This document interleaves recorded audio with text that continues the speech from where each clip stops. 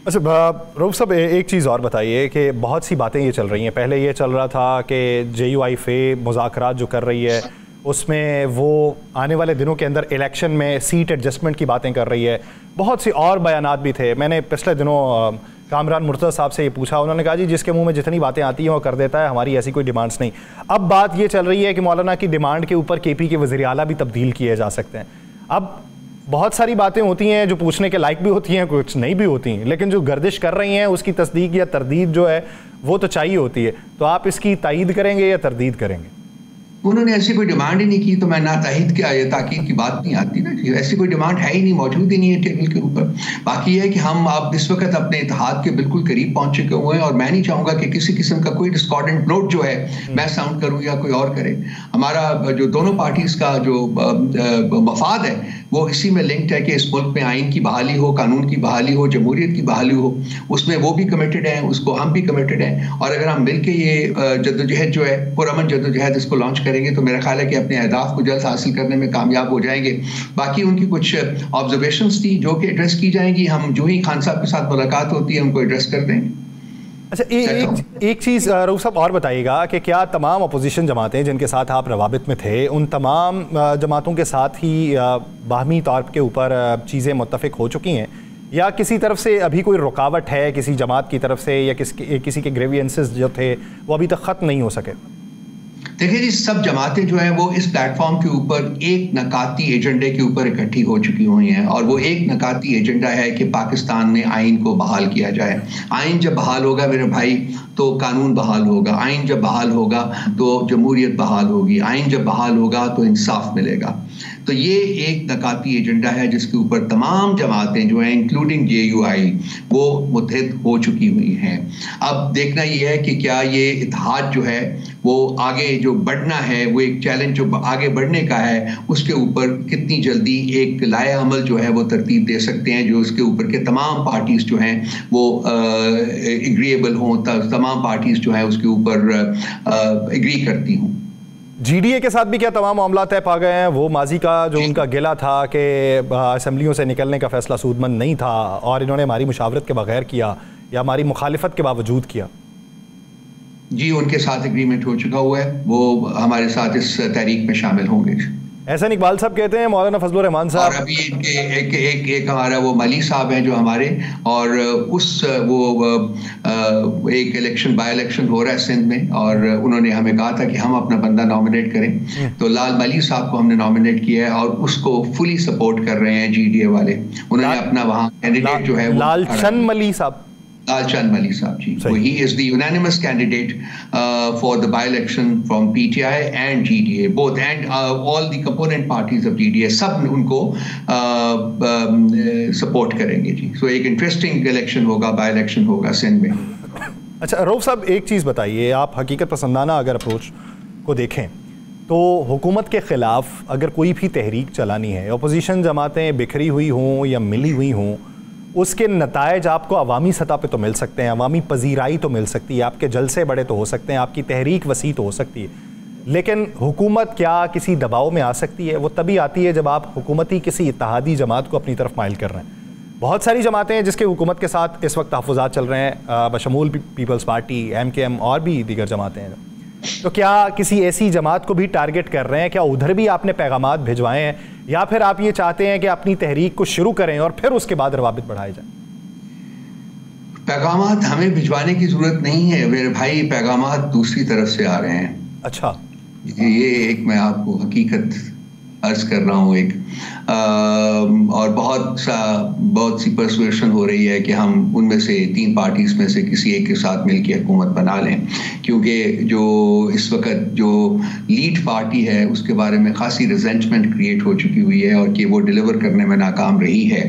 सो वो कहते हैं ना कि चेंज का ब्यूगल जो है वो बज रहा है, लेकिन हमारी जो प्रिंसिपल पोजीशन है वो भाई वो ये है कि हमने मैंडेट चोर जमातों में से किसी के साथ किसी किस्म का इत्तेहाद जो है वो नहीं करना।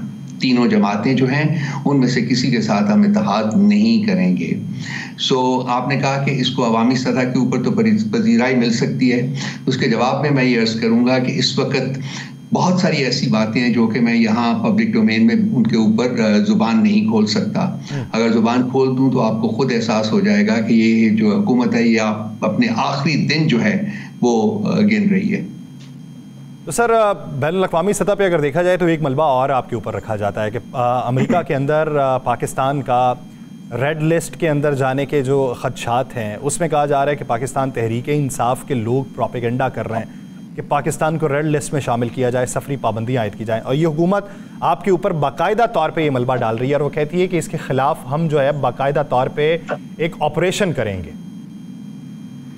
जरूर करें, 3 साल से ऑपरेशन लॉन्च किया हुआ है ना। हमारे हजार जो वर्कर्स हैं, हमारे एक्टिविस्ट्स हैं, आज भी कैद में हैं। आपको पता है कि हमें इंसाफ नहीं मिल रहा। हमारे बहुत सीनियर लीडरान जो हैं वो पिछले तकरीबन 2 साल से कैद में हैं।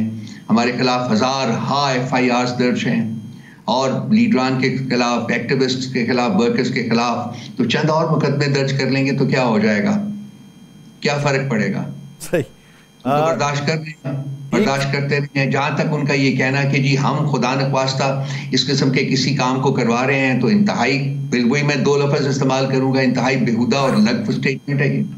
हमारा कोई उसमें नहीं है। डायस्पोरा अगर कुछ कर रही है वो पाकिस्तानी हैं, वो नॉट नेसेसरीली कि वो PTI के लोग हैं। लाजमी बात है कि वो कंसर्न है इस मुल्क के हालात को देख के, इस मुल्क में क्या हो रहा है पिछले 3 साल से, वो लाजमी बात है कंसर्न है।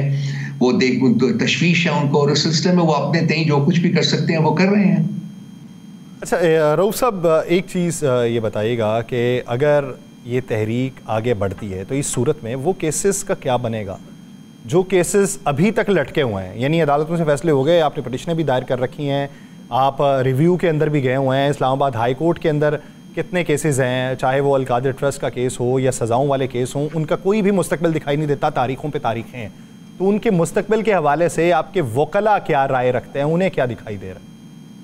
जब एनवायरनमेंट बदलेगा, जब जुल्म की तलवार जो है वो सरों से हिलेगी तो इंसाफ भी मिलना शुरू हो जाएगा मेरे भाई। ये बड़ी एक आम सी बात है, आम पहम बात है, ये समझ आ जाती है। वो प्रेशर्स जो कि फैसले नहीं होने दे रहे हैं, अगर वो रिलीज होते हैं या वो वीक होते हैं तो लाजमी बात है कि फैसले भी आने शुरू हो जाएंगे। तो सर वो नजरबीनी क्या कहती है, कहाँ तक दिखाई दे रहा है, यानी कितना अरसा?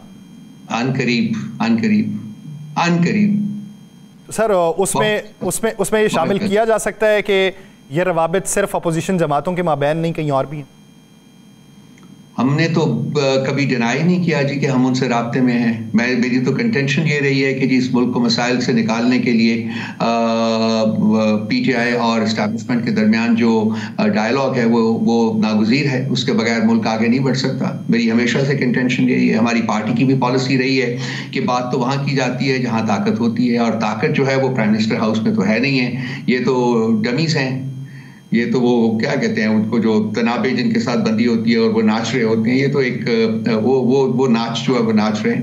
सो देखिए बातचीत का मतलब जो मीनिंगफुलनेस है वो तो वही होगी ना जहाँ ताकत है। और ताकत सर वो तो अरसा दराज से वहाँ पे बातें होती रही हैं, उसके कोई नताइज नहीं निकले और उसका एंड पे यही नोट आता रहा कि खान साहब उसके ऊपर मुत्तफिक नहीं है, वो कोई डील नहीं करना चाहते। तो जब उधर की सिफारिशात के ऊपर अमल दरामद नहीं होगा तो फिर बातों के नताइज क्या निकलेंगे?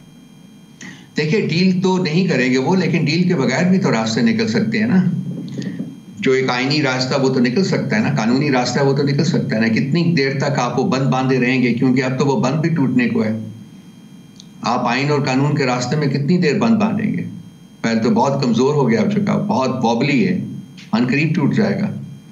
अच्छा, फिर उसके बाद तो आइन रिस्टोर होगा और आइन के मुताबिक ही फैसले होंगे मेरे भाई।